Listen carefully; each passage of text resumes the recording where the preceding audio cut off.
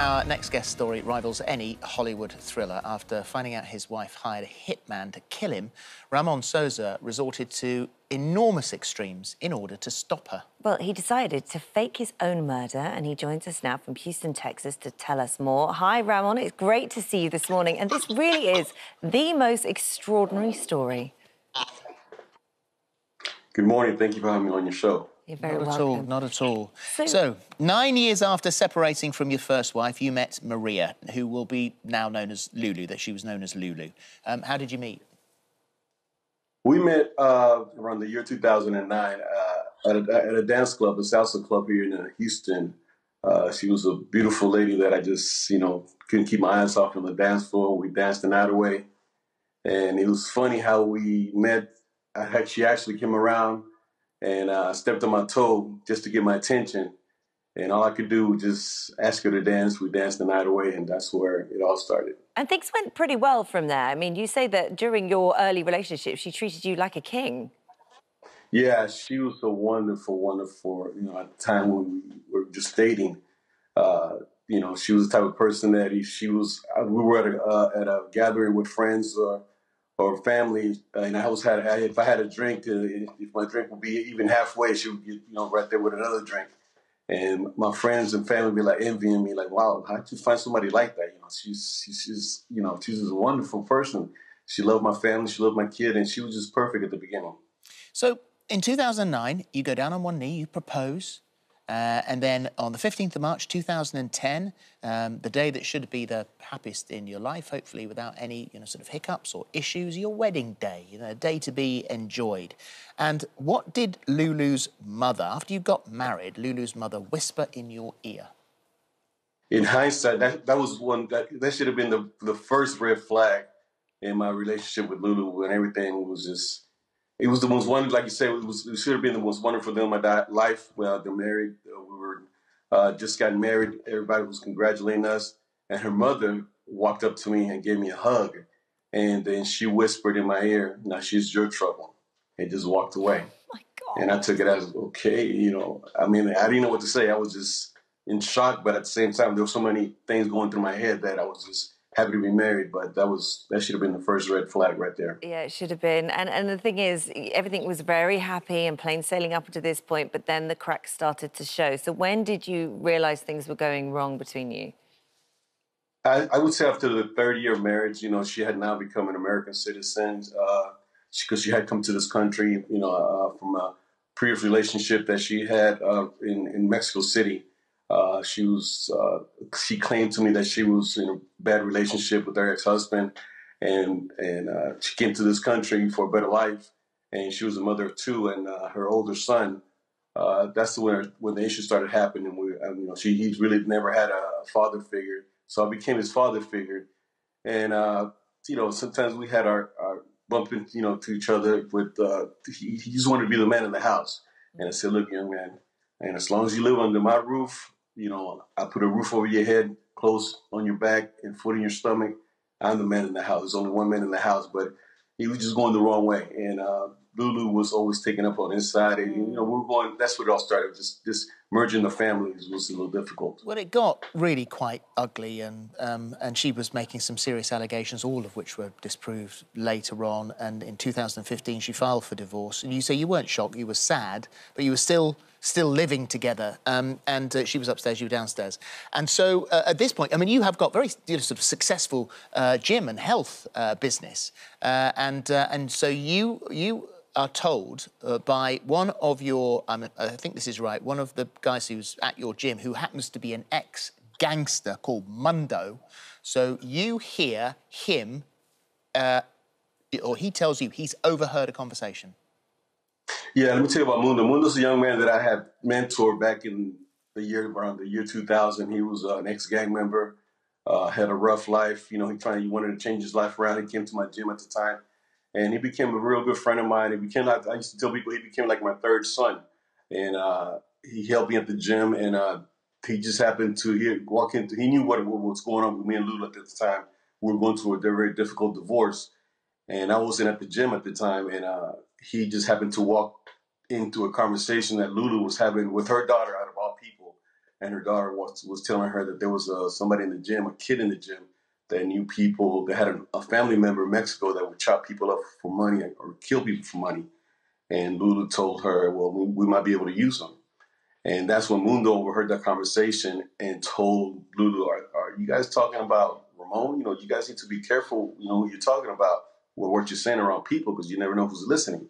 And sure enough, that's when, you know, Mundo made the decision, and the reason that I'm sitting here talking to you right now, that he saved my life, because that's when he told Lulu that, you know what, I have the people that might do the job, and told them that, you know, I have some people that can, you know, take care of them for you. And that's very significant, because that brings in the next part of this story. So you've just found out that your wife is planning to get a hitman to have you murdered. You go and speak to the police and they said that they need more evidence. And that's when you and Mundo decide to plant your own sting here. So by him sowing that seed, saying that he knows people, now you and Mundo can pretend to be that hitman on the phone and speak to your wife yourselves.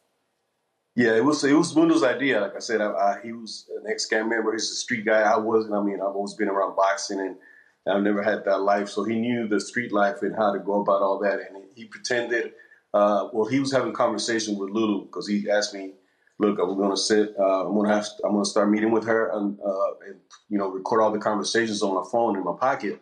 And then after that, I would meet with him in the evening, and I would listen to the conversations that we're having. And I was just so upset that this is, at the time, still my wife, the things she was saying and how she wanted me dead. But we had so much information, and then Mundo said, you know, I'm going to go for it now. I'm going to tell her that I had the two hitmen, and you're going to play the hitman. I was playing my own hitman, you know, so... Well, you got a burner phone. So, so the two hitmen, one of you is Paco, the other is John Boy, who in fact were Mundo and you. She had no idea the hitman she was talking to was you on a burner phone, I mean, it must have been heartbreaking to read all of those messages. But from your point of view, from her point of view, this is it. She is organising your hit. She is organising to have you murdered. And so you decide, right, OK, well, this is a wealthy weight of evidence here. You take it to the police, and the police then saying, this is quite extraordinary, because this was all new to them as well. They say, right, OK, but in order to really get her, you've got to look like you've been killed.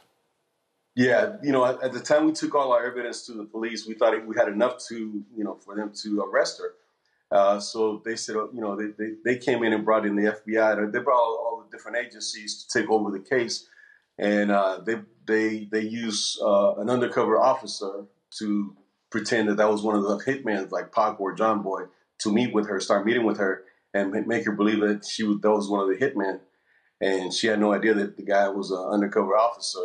And they kept using conversations and get enough evidence to arrest her. But at the time, they said, you know, when they finally had enough, they said, you know what, Ramon? They brought me in, and they told me, you know, we have enough evidence to arrest her, but we just, you know, in case we go to trial, we don't want this case, you know, one of the jurors to have a problem. This is where it becomes sort of like a Hollywood movie, because you're there with the police, you're on YouTube, because none of them know how to make a body look like it's been shot. And so you were there with the police, you set up the day, you set up the fake death, you do the makeup, and we're going to show a picture now. This is of Ramon. Quite obviously, this is a fake picture. It is a bit distressing, but he's not dead, obviously, because we're talking to him right now. But he is made up. A shallow grave is dug.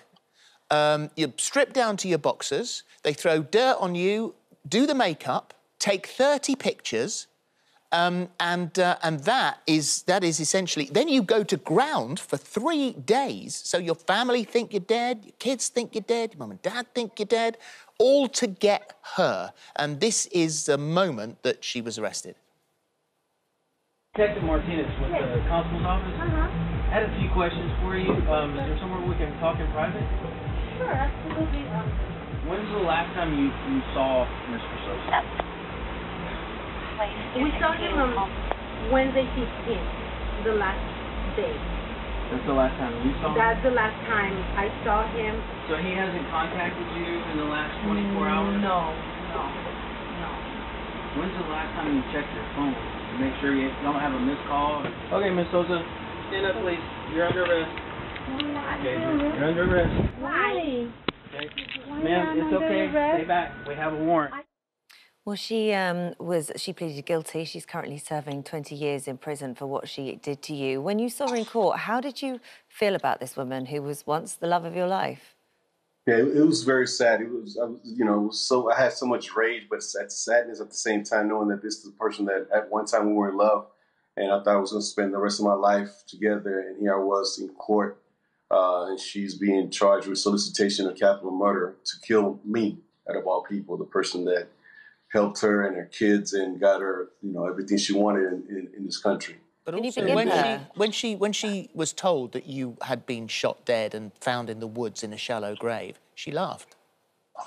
Yeah, that was a horrible thing. I saw her video of the undercover officer showing the picture of me dead that you just showed.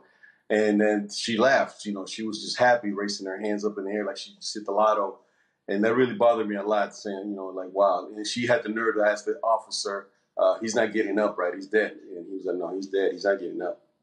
And so you then, obviously, as part of this sting, you had to go underground for 3 days and your family and all your loved ones, your kids, believe you're dead. How do you make that conversation to come back and say, I'm alive, I'm here? There's a lot of unpicking to do. Yeah, one of the worst ones was my mother, because she found out about this whole thing because nobody knew what was going on. She found out on TV. She just happened, it made, the news that day when she was arrested. And then they showed her picture and they showed, of course, me. And my mother saw me on TV and then she just fell out crying and I couldn't get to her fast enough. And that was very, very sad. And then calling my kids, it was horrible listening to my daughter cry. She just thought that I was dead. I can't imagine what that does to everyone's head. But she was caught, as Holly says, she's behind bars for 20 years. The wonderful thing is here is that you, you've forgiven her, which is, I think, good for your heart and good for your head, but that you've found love again with a professional person, and that is wonderful. We won't go any further than that. We'll allow you your privacy on that one. But it is the most incredible story. I've got a feeling you'll be hearing from Netflix in the next 20 minutes or so. Netflix, you're welcome. That is an incredible story. We're glad you're okay, Ramon, and thank you for telling it. Thank you. Good to talk to you. Thank y'all for having me on your show. Appreciate it. Thank you. Bye. Bye.